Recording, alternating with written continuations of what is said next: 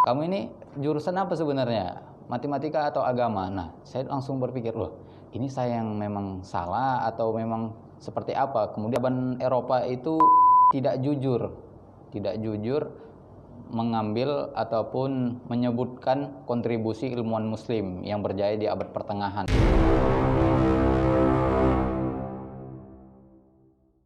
Assalamualaikum warahmatullahi wabarakatuh. Kembali lagi di podcast OIB UMSU bersama saya Wika Maisari. Nah, di video kali ini kita akan membahas seputar alat klasik yang bernama rubuk mujayab. Nah, tetapi terlebih dahulu kita akan memperkenalkan siapa sih pemateri hari ini. Nah, hari ini kita kedatangan Abangda Muhammad Hidayat. Boleh nih Bang diperkenalkan namanya? Ya, Assalamualaikum warahmatullahi wabarakatuh. Nama saya Muhammad Hidayat sebagai tim peneliti di OIB UMSU. Nah, Bang Muhammad Hidayat ini merupakan tim peneliti di OIB UMSU. Dan beliau ini merupakan salah satu tim yang mendalami tentang rubuk mujayab ini. Jadi rubuk mujayab inilah alatnya, seperti ini bentuknya. Nah, langsung saja kita tanya-tanya nih. Sebenarnya menurut Abang apa sih rubuk mujayab ini? Ya, terima kasih. Ya, pada kesempatan ini kita cerita-cerita tentang rubuk. Nah, jadi rubuk ini merupakan alat astronomi klasik yang sudah sangat lama. Jadi setiap peradaban ketika dahulu sudah mempelajari alat ini. Dan alat ini konsep awalnya sebenarnya bermula dari alat yang bernama astrolab yang ada di sebelah kita, yang sebelah kiri. Nah, jadi ini adalah hasil pengembangan dari astrolab tersebut. Nah, jadi alat ini seperti kalau bisa dibilang seperti ikonnya ilmu falak seperti itu. Jadi ketika belajar tentang rubuk artinya belajar tentang ilmu falak gitu. Jadi tidak lengkap kalau belajar ilmu falak tapi tidak mempelajari alat yang bernama rubuk al-mujayab ini, atau juga disebut dengan seperempat lingkaran, karena memang kalau ini kita ada 4 buah, maka ini akan menjadi satu lingkaran seperti itu. Kalau saya tahu ya, fungsi dari rubuk mujayab ini kan untuk menentukan ketinggian benda-benda langit. Abang sendiri kan meneliti rubuk ini sebagai untuk menentukan waktu sholat ya, seperti itu. Nah, jadi seperti apa lagi sih fungsi dari rubuk mujayab ini selain untuk menentukan benda-benda langit, menentukan waktu sholat, seperti itu? Ya, sebelum saya menjelaskan lebih jauh, saya sebenarnya bukan ahli di bidang ini karena saya juga masih proses belajar.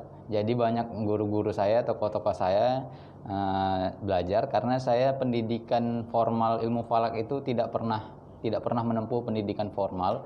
Saya itu S1-nya itu pendidikan matematika dan S2 pendidikan matematika. Jadi sebelum nanti menjawab, saya bukan ahli di bidang astrolab, tapi penelitian saya di pendidikan matematika itu membawa alat ini yang difungsikan dalam perhitungan seperti perhitungan tinggi tiang bendera dan sebagainya. Kalau di dalam ilmu falak, alat ini banyak sekali fungsinya, seperti tadi menentukan waktu sholat, menentukan arah kiblat, deklinasi matahari, kemudian kedalaman sumur juga bisa, dan waktu asar dan sebagainya.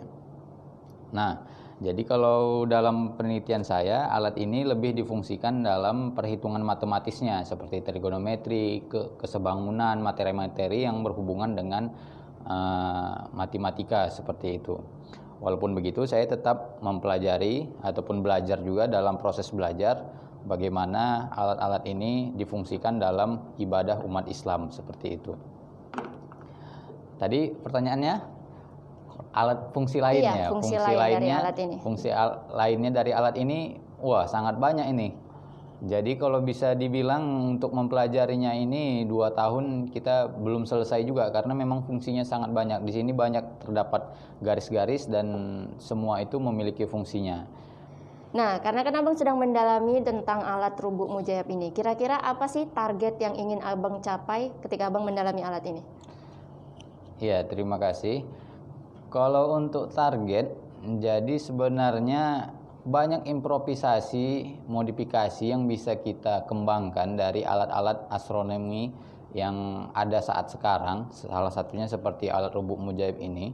Karena memang alat ini fungsinya sangat banyak seperti itu. Dengan perkembangan teknologi informasi saat sekarang, Jadi kita membutuhkan inovasi supaya banyak pengembangan-pengembangan tersebut. Nah, kedepannya mungkin ini bisa dijadikan sebuah alat rubuk mujaib digital. Kemudian itu sudah dikembangkan juga oleh ada dari Australia dalam rubuk mujaib digital ini. Nah, mungkin kita bisa juga memulainya. Jadi dia sudah sistem digital, jika diarahkan ke dalam objek tertentu akan menunjukkan hasil nilai-nilainya seperti itu. Dan itu juga sudah ada yang sistem Android yang saya lihat, tetapi untuk yang aplikasi nyata yang berbentuk digital, apakah itu dia pakai sensor gerakan dan sebagainya. Nah, itu yang masih belum dijumpai.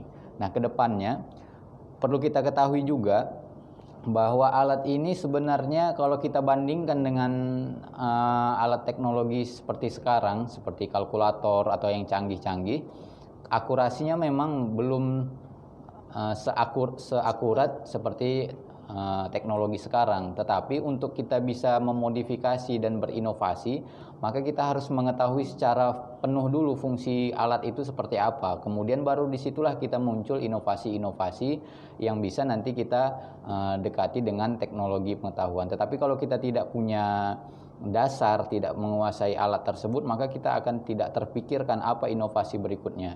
Dan saya ada yang mengganjal di hati saya terkait dengan pendidikan dan pembelajaran sains di Indonesia khususnya, ataupun di peradaban Islam lah pada umumnya. Karena saya banyak juga pemikiran saya terpengaruhi, ataupun saya banyak baca buku yang terkait dengan kita harus punya independensi dalam pendidikan gitu. Ruh pendidikan kita ini di Indonesia ini yang berbau sains itu seperti kita masih mengekor dari peradaban barat. Memang kita akui bahwa peradaban barat itu pengetahuannya sudah sangat maju di bidang sains. Kita sangat tertinggal jauh, tapi kita lupa bahwa kita pernah jaya dan pernah berada di puncak peradaban itu di abad pertengahan. Di abad pertengahan itu kita mampu memodifikasi, mengadopsi ilmu-ilmu yang berada dari peradaban Yunani sebelumnya. Kalau kita urutkan dalam sejarahnya, itu yang berawal ilmu pengetahuan seperti rubuk ini juga sudah ada konsep awalnya itu seperti astrolab itu berada dari peradaban seperti India, Yunani, Babilonia, kemudian bangsa Arab ataupun bangsa Muslim kemudian mengadopsi, memodifikasi, mengembangkan sehingga alat ini memiliki fungsi dan makna yang menjadi sebuah yang bernilai, berharga seperti itu. Jadi tidak mentok ataupun tidak stagnan. Ketika kita baca literatur sejarah, sains di peradaban Yunani itu seperti mentok dan seperti stagnan, tidak tahu apa lagi pengembangannya. Tetapi masuk peradaban Muslim, barulah peradaban sains itu memiliki puncaknya kegemilangan, jadi bernilai suatu yang berharga. Selain memang sains ketika peradaban Muslim itu dimanfaatkan untuk ibadah-ibadah Muslim. Nah, itu yang ingin saya sampaikan kepada kawan-kawan pemirsa, bahwa sains kita itu harus memiliki nilai yang tidak mengekor ataupun tidak mengikuti barat. Kita harus punya independensi dalam memahami sains itu sendiri.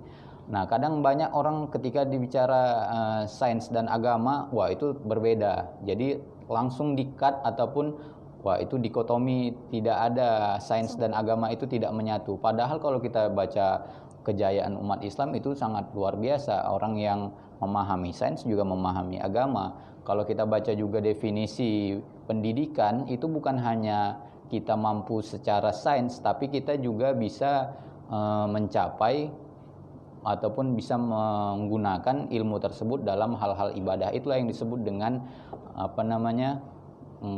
pendidikan yang bisa menghasilkan kita sebagai pribadi yang bermanfaat di dunia dan di akhirat, seperti itu.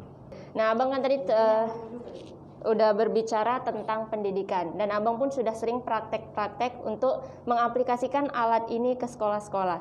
Jadi menurut Abang, rubuk ini sendiri penting nggak masuk ke dalam kurikulum sebuah kurikulum di sekolah seperti itu? Ya, terima kasih. Kalau untuk rubuk, jadi rubuk ini kan sebenarnya lebih dipelajari dalam ilmu falak begitu kan. Jadi ada dua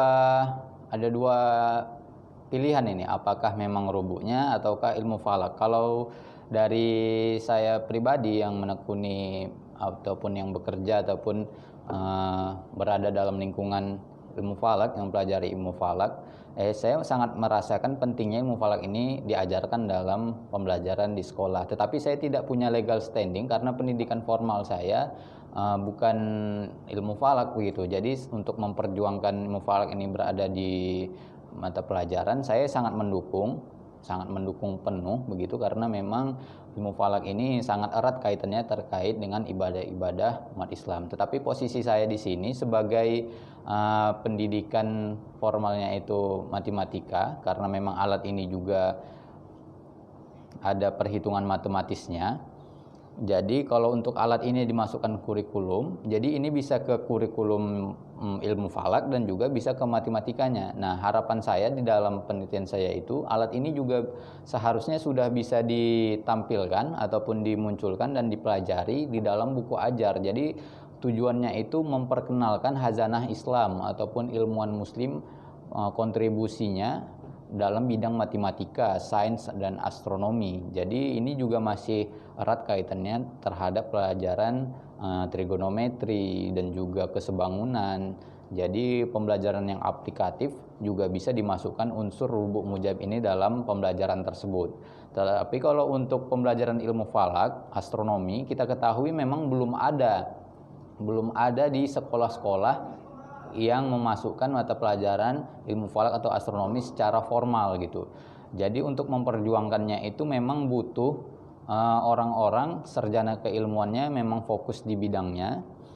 Kemudian juga dengan dorongan semangat dari respon masyarakat yang semakin maju, dengan urgensi ilmu falak ini semakin penting dipelajari dan minatnya juga semakin tinggi, saya rasa sudah layak untuk dipelajari di tingkat sekolah untuk ilmu falak sendiri. Jadi saya di sini ada dua sudut pandang, apakah memang rubuk mujaib ini di bidang matematika atau rubuk mujaib ini juga di bidang yang lebih ke ilmu falak tersebut. Jadi kalau ilmu falak ini sudah masuk dalam pembelajaran ilmu falak, maka rubuk mujaib ini fungsinya sudah lebih kompleks lagi, seperti menghitung waktu sholat. Tetapi kalau untuk rubuk mujaib ini dimasukkan kurikulum matematika, maka dia posisinya lebih ke perhitungan matematisnya, trigonometri, kesebangunan, dan juga aplikatif berdasarkan aktivitas siswa dan sebagainya begitu.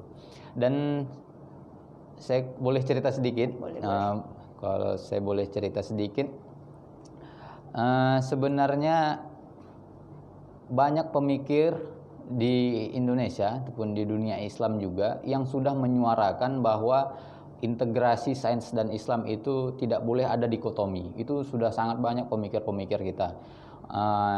Tetapi untuk tahap masuk ke dalam ranah kurikulum, memikirkan merancang kurikulum yang matang, yang bisa menginterkoneksi, mengintegrasi, mengislamisasi, banyak istilah yang digunakan dalam.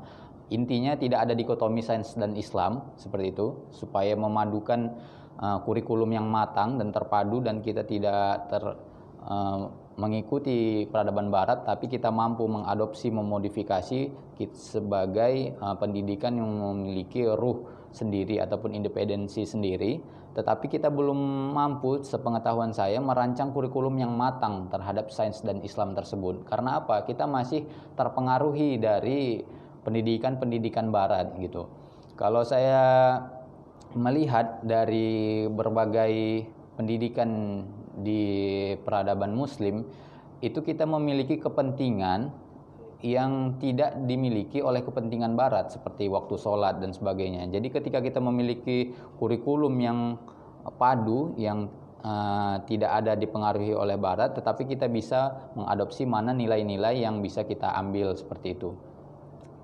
Jadi tantangan ke depan itu merancang kurikulum, tetapi sebelum merancang kurikulum kita memang harus menyadarkan terlebih dahulu, karena memang yang memikirkan dikotomi sains dan Islam ini sendiri juga masih banyak pertentangan dari para ahli-ahli sains seperti itu. Nah, jadi seperti saya pernah mengalami ketika sudah berbicara Islam di pelajaran sains, itu maka akan seperti dikucilkan seperti itu. Padahal kalau kita pelajari sejarah dan juga fungsi kegunaannya, itu ilmuwan muslim yang sains dia juga ahli ternyata di bidang agamanya ataupun ibadah. Nah, itu yang harus kita sadarkan atau kita sampaikan kembali agar kita memiliki independensi dan juga ruh pendidikan yang tidak terekor ataupun tidak terkontaminasi dari peradaban barat seperti itu. Nah, jadi kita harus menyadari bahwa sains dan Islam itu sebenarnya satu, karena ilmuwan muslim dahulu itu juga ketika mereka mengaplikasikan sains itu untuk mengakurasikan seperti arah kiblat, waktu sholat dan seperti itu ya Bang. Iya. Ya, jadi kalaupun ada pengembangan seperti itu yang nanti kedepannya kita memiliki jalan sendiri. Kita tidak boleh terekor ke dalam tren-tren pendidikan sains. Kita boleh mengadopsi, tetapi kita memiliki arah tersendiri gitu. Kalau kita tidak berani seperti itu, maka akan terus di belakang dan akan terus mengekor kita dari peradaban barat seperti itu. Jadi kita harus berani memunculkan. Salah satunya dengan pengembangan rubuk mujaib. Kita mungkin saat ini ya kita membandingkan dengan kalkulator seperti itu. Wah, ini lebih canggih kalkulator.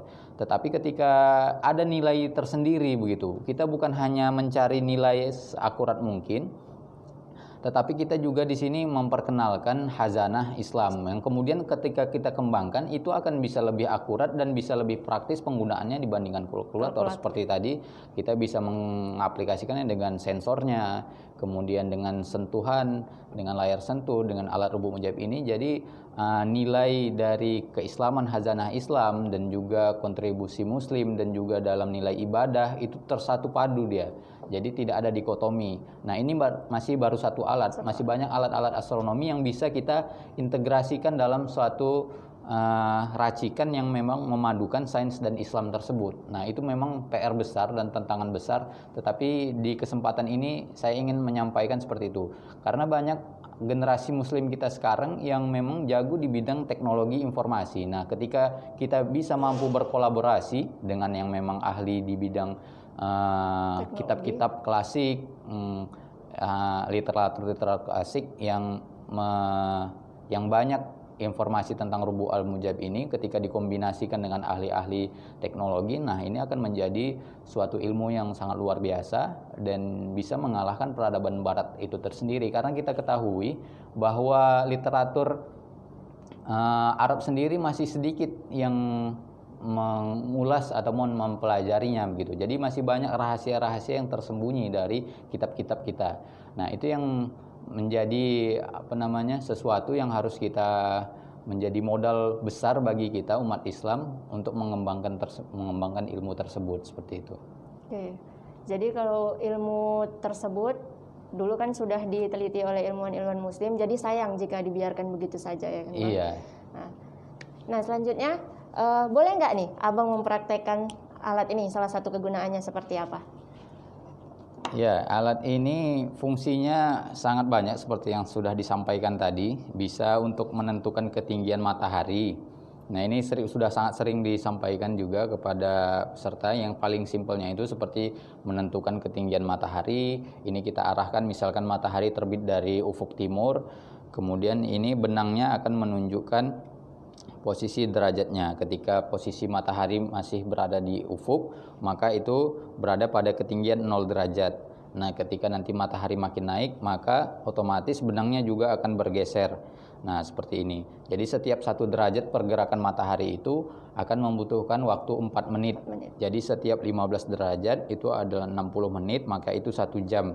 Jadi jika terbit matahari tadi jam 6, maka ketika sudah 15 derajat itu maka jam 7 pagi dan begitu seterusnya. Jadi orang-orang dahulu menentukan waktunya itu tidak menggunakan jam digital.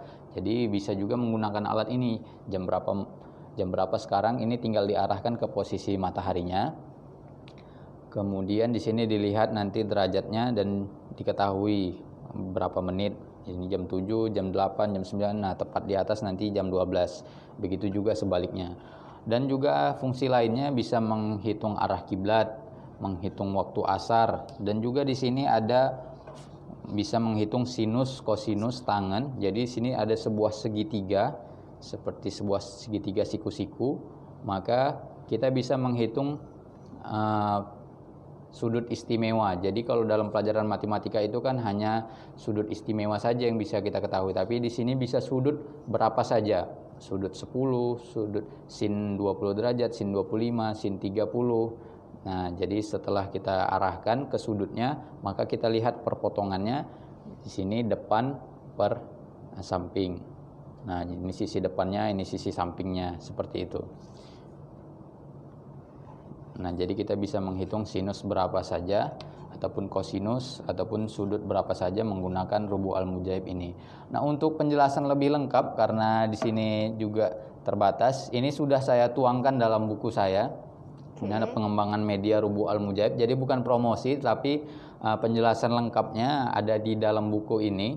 Jadi kalau ingin mengetahui langkah-langkah penggunaannya, karena memang untuk langkah-langkahnya itu ada proses-prosesnya terlebih dahulu untuk kita menghitung. Jadi buku ini juga mengajarkan aplikasi ataupun pembelajaran matematika yang kontekstual. Di samping juga di buku ini juga disampaikan juga fungsinya dalam ibadah umat Islam, seperti disinggung juga terkait dengan arah kiblat, waktu sholat dan sebagainya begitu. Nah, jadi sangat erat ya kaitannya rubu' mujayyab ini dengan perhitungan-perhitungan ya. Iya. Lebih ke matematika ya, Iya. Bang. Ya, rubu' mujayyab ini. Terakhir nih, pesan buat generasi muda terkait ilmu falak ataupun alat-alat klasik yang sudah ada sejak zaman dahulu, kenapa harus dikembangkan untuk saat ini? Ya, jadi pesan untuk anak muda. Nah, saya juga belum bisa memberikan banyak pesan sebenarnya, karena saya juga masih proses belajar. Jadi saya ingin mengajak lah seperti itu. Saya sebenarnya lebih spesifik nih. Spesifiknya itu kepada orang-orang yang memiliki konsen di bidang sains dan agama, seperti itu. Jadi memang saya banyak membaca dan terpengaruh oleh pemikiran-pemikiran yang sains dan agama tersebut itu tidak ada dikotomi, seperti itu. Karena memang itu sudah saya alami dalam kehidupan saya, karena dengan pendidikan saya matematika, kemudian saya aktif di bidang ilmu falak. Nah, jadi pemikiran seperti itu sudah masuk ke dalam jiwa saya, dan saya ingin mengajak, menyadarkan bahwa memang tidak ada dikotomi sains dan Islam. Dan jadi mari kita sama-sama, bukan hanya di bidang matematika saja gitu. Jadi semua di bidang ilmu itu kalau kita kembangkan, kita eksplor, itu semua prinsip-prinsipnya sudah ada di dalam Al-Quran dan As-Sunnah, seperti dasar-dasarnya. Seperti juga matematika, banyak sekali konsep-konsepnya yang sudah saya juga sampaikan di dalam buku ini. Informasi-informasi terkait matematika itu baru matematika saja, belum lagi di bidang biologi, kemudian kimia dan sebagainya. Itu konsep dasarnya itu sudah ada di Al-Quran. Tinggal kita bagaimana bisa mengembangkan dan bisa bermanfaat dan aplikatif, dan ilmu itu tidak mengekor ataupun tidak mengikuti barat, tapi kita memiliki arahnya masing-masing yang bisa bermanfaat dalam kehidupan kita dan juga dalam ibadah gitu. Jadi saya mengajak kepada kawan-kawan, apapun bidang ilmunya, tetapi kita bisa mengkombinasikan, memadukan supaya ini memiliki suatu nilai yang berharga dan kita tidak kehilangan nilai Islamnya itu. Karena memang definisi pendidikan menurut ilmuwan-ilmuwan muslim itu memang itu berfungsi bukan hanya untuk dunia kita saja, tetapi itu juga berfungsi ke akhirat kita gitu. Jadi itu juga mendorong keimanan kita untuk lebih mendekatkan diri kepada Allah. Jadi ilmu itu bukan hanya sebatas kertas ataupun pencapaian saja, tetapi itu juga akan berfungsi untuk meningkatkan keimanan kita dan juga kehidupan kita di akhirat, seperti itu. Nah, mungkin itu yang bisa saya sampaikan. Seperti yang tadi saya jelaskan juga, saya banyak mengalami kejadian-kejadian, kalau boleh sedikit cerita, seperti yang saya alami juga ketika misalkan lomba perhitungan fahmil Quran itu tingkat provinsi.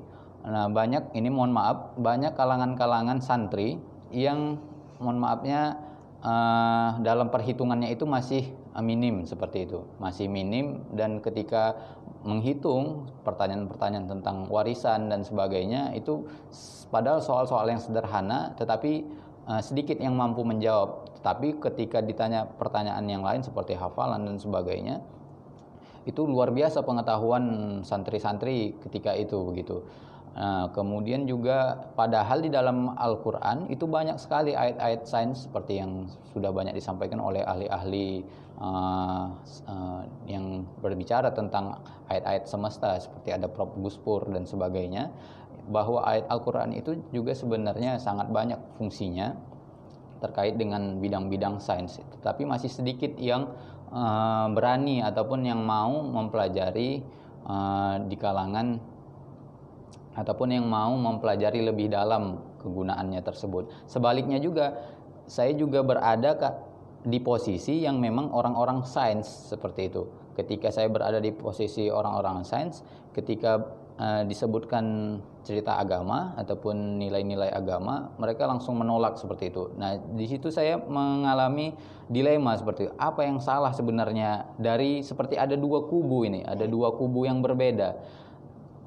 Kemudian dari situlah saya mengalami dilema. Ketika saya mencoba meneliti, ini saya teringat apa kata dosen saya meneliti ingin memadukan pengembangan rubu ini juga dalam matematika. Ketika mendengar kata rubu al-mujaib yang berasal dari bahasa Arab, langsung dikata, kamu ini jurusan apa sebenarnya? Matematika atau agama? Nah, saya langsung berpikir, loh, ini saya yang memang salah atau memang seperti apa? Kemudian saya baca-baca lagi dan saya mendapat dukungan dari pemikiran-pemikiran yang tidak ada dikotomi, dan saya mendapat support dan saya tetap konsisten dengan penelitian saya, dan akhirnya dosen yang mengatakan seperti itu juga sadar bahwa bukan sadar, saya tidak tahu sadar atau tidak, tapi menerima. Artinya kan juga ketika sudah menerima artinya juga menyetujui dengan apa yang saya lakukan seperti itu. Nah, jadi ada dua kubu yang berbeda, dan juga ternyata yang memikirkan tidak ada dikotomi itu bukan saya sendiri, banyak di kalangan di luar sana juga memperjuangkan hal tersebut. Nah, ketika memang itu sudah dipopulerkan dan semakin banyak, nah saya yakin nanti suatu saat umat Islam di Indonesia itu akan sadar dan bisa mengkombinasikan dari dua kubu ini menjadi sesuatu yang sangat luar biasa, ilmu pengetahuan yang luar biasa menjadi peradaban yang luar biasa yang bisa mengembalikan kejayaan umat Islam di peradaban muslim. Mungkin itu, mohon maaf ini kalau kata-kata saya susunan katanya belum terangkai karena memang spontanitas tadi seperti itu. Tapi kalau untuk penjelasan lebih lengkapnya, baik itu jihad dalam berilmu, karena ilmu itu juga mempelajari ilmu itu berjihad, dan juga aplikasi dari rubu al-mujaib ini, jenis-jenisnya di peradaban India, itu semua sudah ada insya Allah sudah ada di buku ini. Jadi sudah lengkap lah ya Bang. Insya Allah lengkap karena saya masih proses belajar, dan saya berterima kasih pada kesempatan ini kepada guru-guru saya.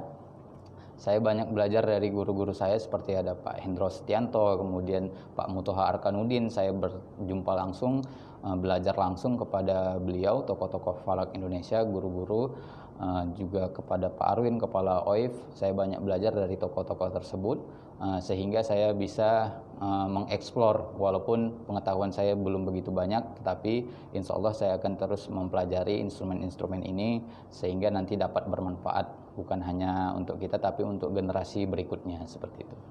Nah, jadi rubu mujaib ini sebenarnya alat yang cukup luar biasa ya Bang. Jika kita itu sadar apa sih sangkut pautnya rubu mujaib ini ataupun alat ini ke dunia Islam sendiri. Iya. Karena dia dasarnya itu bisa seperti istilahnya dia adalah cikal bakal dari kalkulator jika kita sadar seperti itu. Iya. Tapi yang kita alami saat ini orang-orang itu nggak sadar sebenarnya asalnya itu dari mana. Kebanyakan orang sekarang itu sadarnya wah dari barat nih seperti itu. Iya. Bukan dari Islamnya sendiri. Padahal ilmuwan muslim itu pada zaman dahulu itu telah mengembangkan terlebih dahulu. Ya, seperti jadi itu ya, Bang? Kalau kita lihat dari perjalanan sejarahnya, ada kegelisahan ataupun ada kekesalan saya pribadi juga. Ada kenyataan fakta bahwa memang peradaban Eropa itu tidak jujur mengambil ataupun menyebutkan kontribusi ilmuwan muslim yang berjaya di abad pertengahan seperti itu. Jadi kita banyak yang tertipu dan banyak yang keliru juga. Di buku-buku pelajaran kita itu banyak dari peradaban barat semua, dari Yunani semua. Mereka melompati sejarah tersebut. Mereka tidak mengutip sumber-sumber informasi yang berada di abad pertengahan dari kontribusi ilmuwan muslim. Mereka langsung melompat kepada peradaban Yunani itu. Jika tidak ada peradaban muslim, maka tidak akan semaju sekarang peradaban Eropa tersebut. Nah, jadi kalau bisa, memang itu yang harus kita sadarkan ataupun kita pahami kembali, bahwa kita tidak boleh terlena dengan kejayaan peradaban Eropa. Jadi kita harus memiliki ruh. Kita boleh memang tadi mempelajari peradaban barat, tetapi kita harus mengambil nilai-nilainya, mengadopsi, memodifikasi dan mengembangkan tersebut. Ya seperti yang Mbak Wika tadi sampaikan juga, ya memang alat ini sangat banyak fungsinya. Jadi setiap peradaban ketika dahulu, baik dari peradaban India, Babilonia dan semuanya itu mengalami periodisasi penggunaan alat rubu al-mujayyab ini dan juga astrolab. Jadi dua alat ini tidak bisa dipisahkan. Di peradaban muslim lah alat ini pengembangannya sangat pesat. Jadi banyak sekali jenis-jenis yang berbeda dengan fungsi-fungsi yang lebih sistematis lagi. Mungkin itu tadi. Jadi sayang ya kalau misalnya terlewatkan, karena sudah susah payah ilmuwan muslim itu mengembangkan alat-alat ini. Iya. Nah, jadi untuk kita generasi muda, sebaiknya kita harus memahami terlebih dahulu sejarah-sejarah yang ada pada peradaban zaman dahulu. Kenapa? Karena di zaman dahulu, di peradaban Islam sendiri, alat-alat ini sangat berkembang pesat. Karena ilmuwan muslim lah, alat-alat ini jadi berfungsi sebagai penentu waktu sholat, penentu kiblat, kemudian mengukur benda-benda langit. Jadi perlu sekali untuk kita generasi muda mendalami ilmu-ilmu sejarah tentang astronomi ataupun ilmu falak ini. Nah, mungkin ini saja di pertemuan podcast kali ini. Tonton terus podcast OIF UMSU karena masih banyak lagi materi-materi tentang astronomi ataupun ilmu falak. Nah, harta semakin dicari akan semakin habis, tetapi ilmu semakin dicari akan semakin bertambah. Nah, tetap pantau terus sosmed OIF UMSU dan terutama podcast OIF UMSU. Dan kembali lagi di video selanjutnya, saya tutup. Wassalamualaikum warahmatullahi wabarakatuh. Waalaikumsalam.